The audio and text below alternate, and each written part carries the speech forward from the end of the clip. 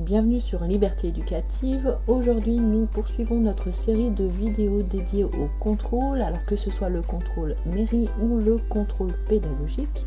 Nous avons entamé une série sur le contrôle pédagogique en parlant de planification de contrôle, du déroulé du contrôle, des exigences en termes de progression. Et aujourd'hui, nous allons nous attarder sur le compte-rendu du contrôle et les cas de second contrôle. Commençons tout d'abord avec le compte-rendu du contrôle. Donc toujours selon l'article L131-10 du Code de l'éducation, les résultats du contrôle sont notifiés aux personnes responsables de l'enfant. L'article R131-16-1 du Code de l'éducation, quant à lui, précise que le bilan du contrôle est notifié par lettre recommandée avec accusé de réception aux personnes responsables de l'enfant dans un délai qui ne peut être supérieur à 3 mois. En cas d'irrégularité lors de votre contrôle, et même si vous obtenez un rapport positif, vous pouvez effectuer un contre-rapport auprès du DAZEN, en demandant à ce que le cadre légal soit respecté l'année suivante. Ce contre-rapport doit être établi dans un délai de 2 mois suivant la date de réception de votre rapport. Vous devez demander à ce qu'il soit annexé au rapport en vertu de l'article L311-3 du Code des relations entre le public et l'administration. Sourcez toujours vos propos en vous appuyant sur les lois et ou sur le vade-mecum actuel. Donc ça, c'est l'article R131-16-1 du Code de l'éducation. Donc, avez-vous accès aux exercices qui ont été proposés à votre enfant? Pour répondre à cette question, nous avons 2 articles. L'article L311-1 et l'article L311-9 du Code des relations entre le public et l'administration. Ces articles disposent que les administrations sont tenues de publier en ligne ou de communiquer les documents administratifs qu'elles détiennent aux personnes qui en font la demande. Donc les exercices présentés lors des contrôles académiques annuels peuvent être demandés. Consultation gratuite sur place, délivrance d'une copie, donc on peut prévoir des frais de copie et d'envoi qui sont possibles, en courrier électronique, donc sans frais, ou la publication des informations en ligne. Donc les familles sont en droit d'avoir accès aux exercices qui ont été proposés à leur enfant. L'intérêt peut être sur le plan individuel, cela peut servir en cas de litige ou de premier contrôle jugé insuffisant, et sur le plan collectif, cela peut permettre de montrer que les exercices sont standardisés en local et ou en national. Saisir la CADA. L'administration a 1 mois pour répondre à votre demande de documents. En cas de refus tacite ou écrit, vous avez la possibilité de saisir la CADA, la commission d'accès aux documents administratifs. Cette saisie est gratuite. Maintenant, dans quel cas est-ce que l'on peut avoir un second contrôle? Il y a plusieurs cas possibles. Si le premier contrôle est jugé insuffisant ou en cas de refus du premier contrôle sans motif légitime. Pour le cas particulier du premier contrôle en IEF, celui-ci ne peut pas être jugé insuffisant, sauf en cas de défaut flagrant d'instruction. À quel moment le second contrôle peut avoir lieu? Lorsque l'organisation de ce second contrôle ne peut intervenir avant la fin de l'année scolaire en cours, en particulier lorsque l'un des contrôles a dû être repoussé à plusieurs reprises, le second contrôle est organisé au début de l'année scolaire suivante. Un tel contrôle sera rattaché à l'année scolaire précédente et non à la nouvelle année scolaire en cours.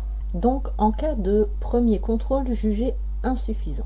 Lorsque les résultats du premier contrôle sont jugés insuffisants, les personnes responsables de l'enfant sont informées du délai au terme duquel un second contrôle est prévu et des insuffisances de l'enseignement dispensé auxquelles il convient de remédier. Dans le compte-rendu de votre premier contrôle doivent apparaître les insuffisances de l'enseignement qui ont été relevées, préciser pourquoi l'instruction ne permet pas d'acquérir les connaissances des 5 domaines du socle commun, et les conséquences possibles si l'insuffisance se confirme, à savoir une mise en demeure et des sanctions pénales. L'organisation et la mise en œuvre de ce second contrôle. Le second contrôle ne peut pas être inopiné. Un délai d'1 mois minimum est laissé à la famille pour ajuster son instruction aux remarques qui ont été effectuées. Date d'envoi, cachet de poste faisant foi. Le compte-rendu fait mention de la date et du lieu du second contrôle. Il est envoyé forcément en lettre recommandée avec accusé réception. Le vade-mecum précise ceci: il apparaît opportun que le second contrôle soit réalisé par une autre personne que celle qui a effectué le premier contrôle pour faciliter le dialogue. Le contre-rapport. En cas de rapport négatif à l'issue du premier contrôle, la famille a le droit de rédiger un contre-rapport. Deux objectifs à cela: faire consigner les erreurs factuelles et répondre de manière argumentée aux objections du premier contrôle et du premier bilan négatif. Ce contre-rapport doit être établi dans un délai de 2 mois suivant la date de réception du rapport.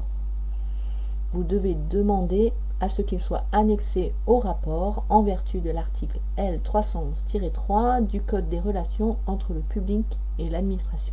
Maintenant, que se passe-t-il en cas de deuxième contrôle qui serait jugé insuffisant? D'après l'article L131-10 du Code de l'éducation, si les résultats du second contrôle sont jugés insuffisants, l'autorité de l'État compétente en matière d'éducation met en demeure les personnes responsables de l'enfant de l'inscrire dans les 15 jours suivant la notification de la mise en demeure dans un établissement d'enseignement scolaire, public ou privé, et de faire aussitôt connaître au maire qui en informe l'autorité de l'État compétente en matière d'éducation, l'école ou l'établissement qu'elles auront choisi.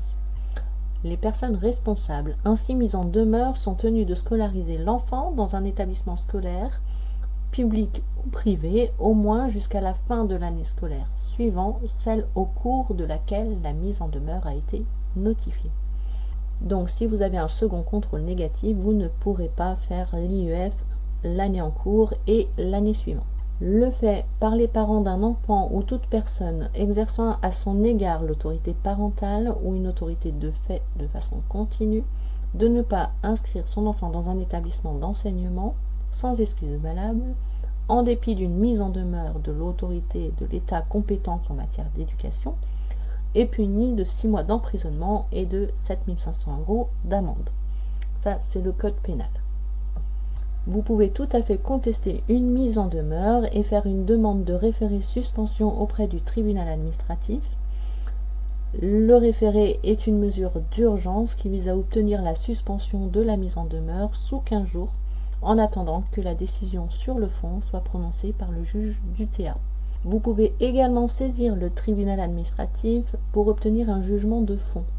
Ce recours n'est pas suspensif. En attendant la décision du juge, vous devrez scolariser votre enfant, sauf référé favorable.